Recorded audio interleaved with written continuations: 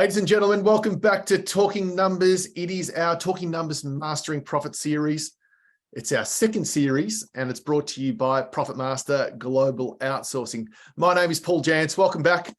We hope you enjoyed episode 1 of this brand new series. It's it's hard to believe that we're into 2023, and episode 1 was how to deal with the skill shortage. So if you haven't seen that yet, go back, have a look, because this is about our little continuing flow to make sure we're continuing to bring you probably new thoughts, new ways. Hopefully we're going to trigger some strategies that you can take into the new financial year to talk about your people model and how you can create a better model that can also provide you with greater profit.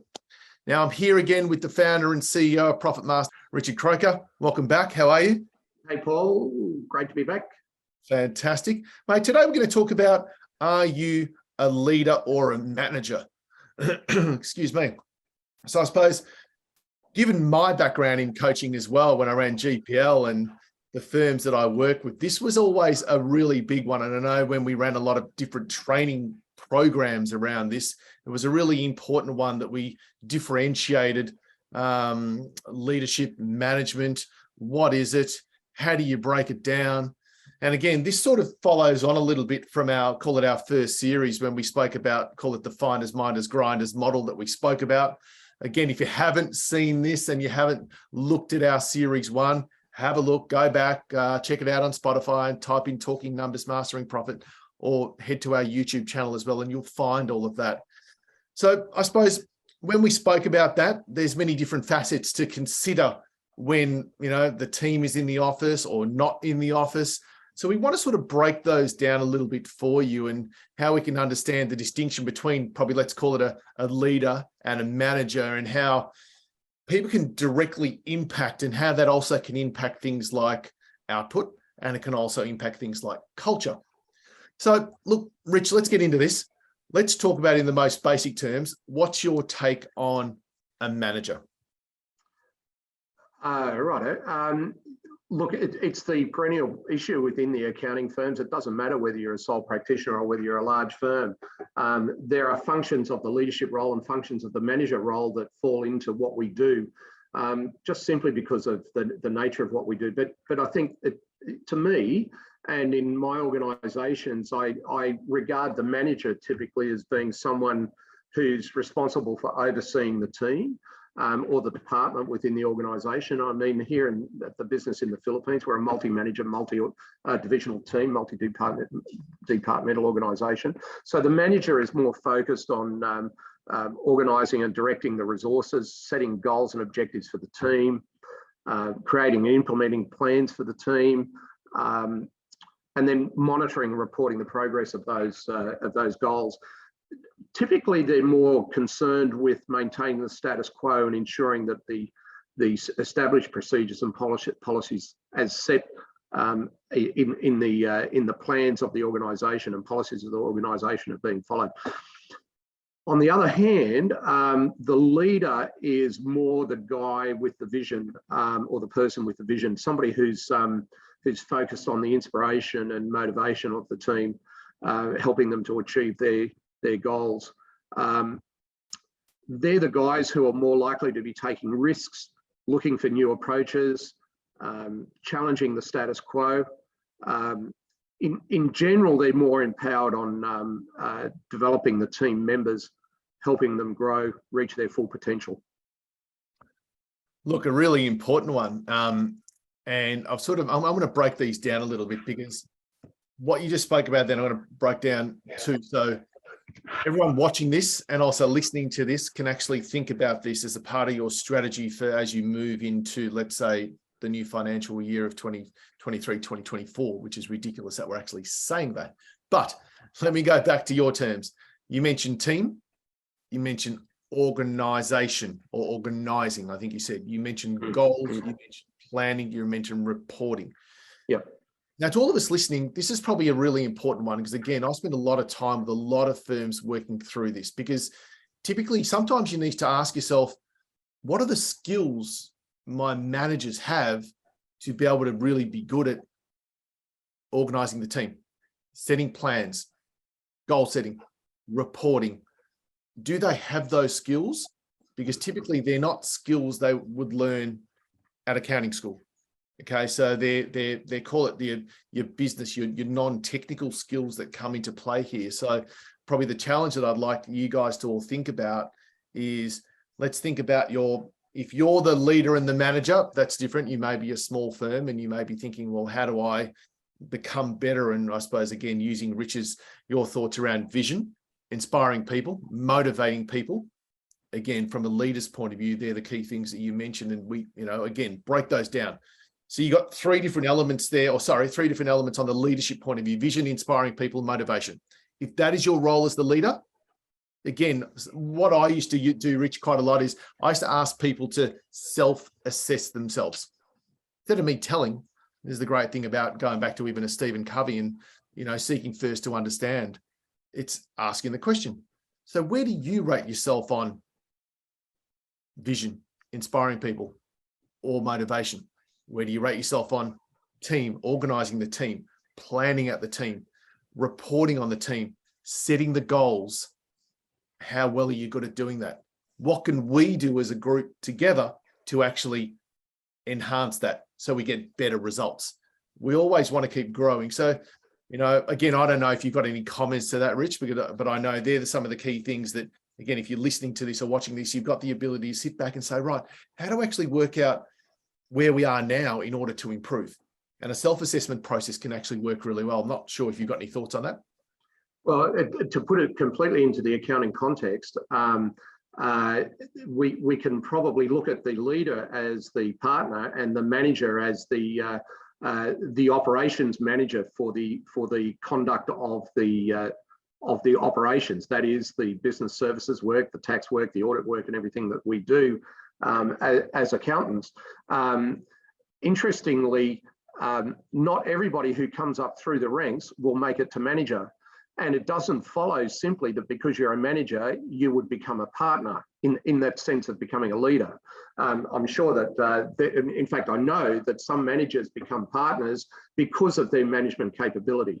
Yeah. But if I just use that general framework, the training of the manager is it's an essential prerequisite to be able to move to a position of being able to help a team form goals, and measure performance.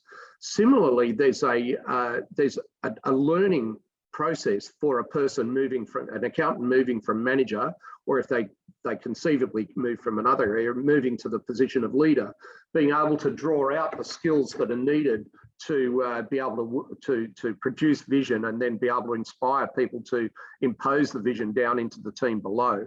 It's not as simple as saying that somebody is a leader or a manager. There are skill sets that exist for both of them. I'd agree. And I think the other challenge, again, just sharing a little bit of the experience of, and this is why we're bringing these sort of sessions to you to actually empower you with a little bit of the learnings and some of the things that, when you've worked with 500 firms like I have, or when you run businesses like what Rich has run, that's where the level of experience comes from and the knowledge base. The other key thing that I found is that if you've got people that are not at that level to advance themselves into that management, that reporting, that goal setting, that planning, well, there's other people you can bring in as well. I know that a lot of firms that are brought in, let's call it the typical operational stuff. So if they are operational roles where that may take your managers who are maybe best at working with clients at a high charge out rate or a really good average hourly rate, sometimes you've got to take away that non-chargeable time to actually manage. Now, there's different ways you can look at this, and there's different ways to skin a cat. So if you're choosing to say, well, I might keep them up at the 80-85% chargeable time at their charge out rate of whatever, $250, $300 an hour as a manager or a senior manager, and I'm going to bring a lower end operations person to come in to manage all of that administrative side. There's different ways you can look at it. That's where it comes into this whole series about mastering profit, is about what does your people model look like? And there's different ways that you can go about this. Certainly, if you're the leader, if you're the partner, you do need to inspire. you do need to motivate. You need to have that vision that people are going towards. That's a really important thing. And if you don't know how to gather that, again, you need to find a coach or a mentor that can actually provide you with that. But I think there's different ways that you can do that. Rich, I want to sort of break this down into some, let's call it into some simple language. If you can maybe provide us with what some of the main differences, let's say, and understandings around let's call it, what's important to make your outsourcing team stronger? Is there a more cohesive or a more effective process to go through? Sure. Just as an aside, Paul, coming back to one of the things you just mentioned, I'll answer that question in a moment. So an interesting thing that I find as firms start to grow, you'll find a firm that starts as a sole practitioner moving to 1 partner, 2 partner, 3 partner and beyond. There becomes a stage where they do exactly what you just said, which is they take the administrative function of a manager away and put it into a practice manager or whatever. That practice manager then looks after all of the administrative work that needs to be done within the practice while the manager continues to develop the operation of the team. And by operation, I mean the work that we actually do. Yes. I actually see that as one of the key markers of a firm that is on the way to development is when they start to understand the demarcation between operations and administration and are able to separate the functions so that the administration side of things can go and do its own thing, reporting back to the partnership, of course, but the operations and the partners are clearly focused and directed on being able to develop the operations, develop their team, that sort of thing, you know. That was just an aside, Paul, but you asked me about a couple of the differences that I see between a leader and a manager. Look, I was at a leadership conference with a firm several weeks ago before I came over to the Philippines, and we were actually talking amongst the partners about this very issue. And I know you were there, so I'm wondering whether or not you've been speaking to the same people. But I think there's a couple of things: vision versus execution. The vision of a partner versus the execution of the vision by the manager. So the leader is focused on setting the vision and direction of the team, but the manager is focused on how they can implement that vision. I think a leader is more likely to inspire as opposed to a manager who will provide guidance to produce. Another one is the empowerment of a member of the partnership compared to the control of a manager. And I've just been a bit careful about how I describe that. Because they're two different things, but they tend to overlap in what we do, both as a partner and a manager. A leader's more likely to empower the team members to make decisions and take ownership of their work. This is typically, this is by definition, not typically. Whereas a manager is more likely to control and direct the team members. The leader's approach tends to form a sense of autonomy for the members of the team, while the manager's approach tends to ensure consistency of process. Another one is people skills. Yeah, I don't know how many times. I think this goes back to the old definition of accountants versus being boring people. I don't know, but I see it so many times where an emerging manager is fantastic on their technical skills, but their people skills are different. And I know in my last firm, it's been one of the things in our emerging leaders that we want to make sure that we can bring out their people skills as well as help them with their technical skills. But a person with leadership style is more likely to prioritize people, to use communication and empathy and motivation to draw out the best of their people. Whereas a manager will tend to prioritize the technical skills of the individual, project management, data analysis, process optimization as a way of building the team. I think you can simply say that a leader's focus is on the people skills, whereas a manager's focus is on the technical skills. Yeah, good point. It's a very good point. Probably the other one I'd say is the length of time that we put into our vision. So a leader will look towards a medium to long-term vision, whereas a manager, by definition of their roles, will look at a short to medium-term vision.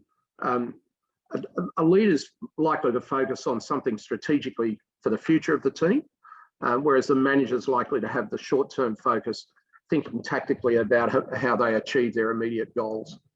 Yeah, well said. Well said. And look, again, if you're listening to this or watching this, I'm going to give you just a couple of little things, depending on where you are in your people model cycle. And I know that certainly I'm a big one on education. I know our industry is a big one on education, you know, so just a couple of little things. And if you've got team members coming through, one of the great things that I used to do with I used to set up management training frameworks. That's what I used to do back when I had the old company. So, you know, one of the key things I used to get into is I like to learn or teach how I used to learn. It's probably a better way to say it. So a couple of key things. And if you haven't read these books, I suggest you either go out and read them or you go out and buy them for your team members. One of them is called the E-Myth. I don't know if anyone hasn't read Michael Gerber's book. I think it's something that every accounting firm needs to give their business clients before they open the doors. It's called the E-Myth, the entrepreneurial myth. The other one that's really good from a team member point of view as well is 7 Habits of Highly Effective People. Now, I mentioned one of the habits before, which was to seek first to understand, then to be understood. That means we ask questions. One of the things that kids are very good at doing, I've got 3 young boys, they're very good at asking questions. And it's the old why that sometimes can annoy the heck out of us. But if your managers were asking questions, they're more likely to learn from the way that the people want to learn. Okay, it's not about telling, it's about asking questions, because you need to seek to understand, then to be understood. One of the other great things that I know I used to do with a lot of the firms that I used to work with, and that is, as a part of there's always CPD that you need to do. I think every professional needs to continue with this CPD, but I used to try and put in a program, and I used to call it 5%. So I would give 5% of our company time back to the team members to say, what would you like to do with that time? Now, that's my time that I'm paying you for, but what would you like to do with that time in terms of learning and development? So become call it a learning and development type of business. And I don't know too many people that don't come out of uni and they want to learn. They just want to be sponges. So how can you as your firm become a firm of, again, your culture is around learning and development, and young people want that. Okay, they come out and they just want to learn more and more and more and more and more. And the skills that you can provide them with, whether it be through books, whether it be through your own mentoring, whether it be external sort of mentors or coach, that can all add to their own 5% of learning and development time. So just a little tip there, that if you wanted to, again, head into the new financial year and think about those sorts of things, I think they can work really, really well. And I've seen some outstanding results, not only in firms of, call it a cultural aspect, the ability to retain team members. I think Rich spoke about it in episode 1 about, the skills gap shortage. You don't want to lose team members either. We've got this massive shortage in our industry. The last thing you want to do is, great, you're adding people, but you don't want people coming out the back end. Is that fair to say, Rich? Yeah, definitely. That just defeats the purpose. Defeats the purpose. Yeah. So it's a similar sort of strategy, even from a growth of clients. Yeah, you want to bring in new clients into the funnel, but the last thing you want to do is poor service and you lose them out the back end. Defeats the purpose, and you're back at square one. So there's just a few little tips that, again, this series about is empowering you guys. I think Richie used the word before as well, just empowering you with maybe some new tools to think about.